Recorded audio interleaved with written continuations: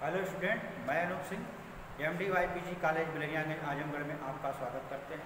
आज के इस वीडियो में BA BSc सेकेंड वर्ष के ज्योग्राफी विषय के प्रश्न पत्र फर्स्ट के बारे में बताएंगे। उसमें कितने यूनिट हैं और उस यूनिट में कौन कौन से टॉपिक हैं उनके बारे में चर्चा करेंगे हम, और यह कितने मार्क का होता है। आइए इस वीडियो के माध्यम से आपको हम जानकारी देंगे।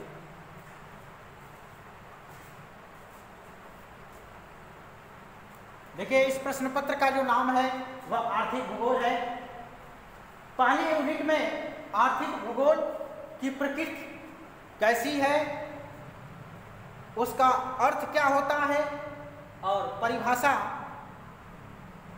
दिया गया है। इसमें अनेक विद्वानों ने अपने ढंग से उसको परिभाषित करने का प्रयास किए हैं। आर्थिक भूगोल का विषय क्षेत्र क्या होता है, इसका विकास क्रम कैसे रहा, कैसे हुआ, इन सब के बारे में डिस्कस हम करेंगे। आर्थिक भूगोल की संकल्पना क्या रही है, आर्थिक भूदृश्य क्या होते हैं, आर्थिक विकास की कितनी अवस्थाएं हैं और उन अवस्थाओं के अंतर्गत किसको शामिल किया जाता है, उसके बारे में हम डिस्कस करेंगे। जैसे आपका प्राथमिक है, द्वितीयक है, तृतीयक है और चतुर्थक श्रेणी के जो व्यवसाय हैं उनके बारे में भी चर्चा किया जाएगा। दूसरी यूनिट है मृदा। मृदा किसे कहते हैं, इनका कैसे निर्माण होता है और किन आधारों पे इनका वर्गीकरण किया गया है, उनके बारे में है हम आपको बताएंगे।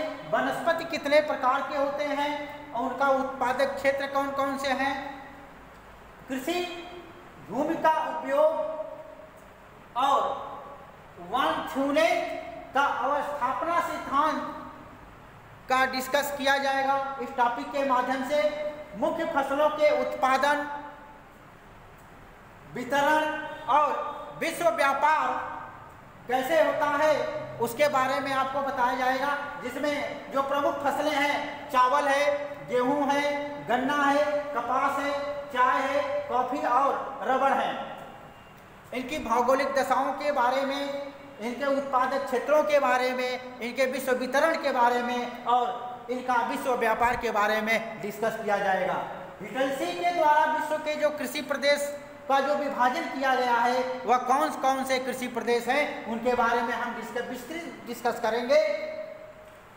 अगला यूनिट है, तीसरा यूनिट आपका है संसाधन किसे कहते हैं, संसाधन के कौन कौन से प्रकार हैं, उनको किस आधार पे विभाजन किया गया है, उसके बारे में इस टॉपिक के माध्यम से आपको बताया जाएगा।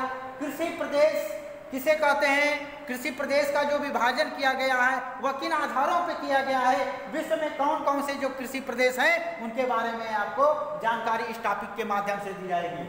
मुख्य मत्स्य उत्पादक क्षेत्र हैं, कौन कौन से हैं, इनका उत्पादन कहाँ कहाँ होता है, इनका विश्व वितरण कहाँ है और आज के समय में इसका व्यापार की स्थिति क्या है, उनके बारे में चर्चा किया जाएगा। प्रमुख खनिजों का उत्पादन, उनका विश्व वितरण, उनका विश्व व्यापार के बारे में आपको जानकारी इन टॉपिकों के माध्यम से दी जाएगी। कौन कौन से खनिज हैं प्रमुख, जिनको अपने जो सिलेबस हैं उसमें अध्ययन करना है, जैसे लौह अयस्क है, खनिज है, बॉक्साइट है, तांबा है, अभ्रक है और सोना है। शक्ति संसाधन किसे कहते हैं, शक्ति संसाधन कौन कौन है, उनका उत्पादन क्षेत्र कौन सा है, विश्व वितरण कहाँ कहाँ है और उनके व्यापार जो है उनके बारे में आपको इस टॉपिक के माध्यम से बताया जाएगा। वह कौन कौन से शक्ति संसाधन हैं, जैसे कोयला है, पेट्रोलियम है, जल शक्ति है और आणविक शक्तियों के बारे में विस्तृत जानकारी आपको इस टॉपिक के माध्यम से दिया जाएगा। अगला यूनिट आपका है चौथा, औद्योगिक अवस्थापना के क्या कारण होते हैं, वह कौन कौन से कारक उत्तरदायी होते हैं जहाँ पे औद्योगिक स्थापना की जाती है और उनका सापेक्षिक महत्व क्या होता है। वेबर का औद्योगिक अवस्थापना का सिद्धांत, इनके बारे में विस्तृत डिस्कस किया जाएगा। उद्योगों के जो प्रकार हैं उनका स्थापना प्रतिरूप क्या है और उनका विकास कैसे हुआ, उन सब के बारे में आपको इस टॉपिक के माध्यम से जानकारी दी जाएगी। उत्पादक कारखानों की प्रवृत्ति कैसी रही है, वह कौन कौन से उत्पादक कारखाने हैं जिनको सिलेबस में रखा गया है। लौह इस्पात उद्योग है, सूती वस्त्र उद्योग है, जहाज निर्माण उद्योग है, चीनी, कागज और रसायन उद्योग हैं। इन उद्योगों के बारे में, इनकी अवस्थापना के जो भौगोलिक कारक रहे हैं उनके बारे में चर्चा किया जाएगा। इसमें यूएसए, जापान और यूनाइटेड किंगडम के जो प्रमुख औद्योगिक प्रदेश हैं उनके उन औद्योगिक प्रदेशों के बारे में विस्तृत डिस्कस हम करेंगे इन टॉपिकों के माध्यम से। अगला टॉपिक आपका है, अगला यूनिट है 5वां, जिसमें परिवहन के साधन, कौन कौन से परिवहन के साधन हैं। ये जो परिवहन के साधन वो हमको विश्व पटल पे देखना है। रेल मार्ग, अंतर्राष्ट्रीय वायु मार्ग और महासागरीय जल मार्ग जो हैं उनके बारे में आपको इन टॉपिक के माध्यम से जानकारी दी जाएगी। अंतर्देशीय जल मार्ग क्या होते हैं, वह कौन कौन से अंतर्देशीय जल मार्ग हैं जिसे हमें पढ़ना है, अपने सिलेबस में रखा गया है। वह पनामा है और स्वेज नहर है।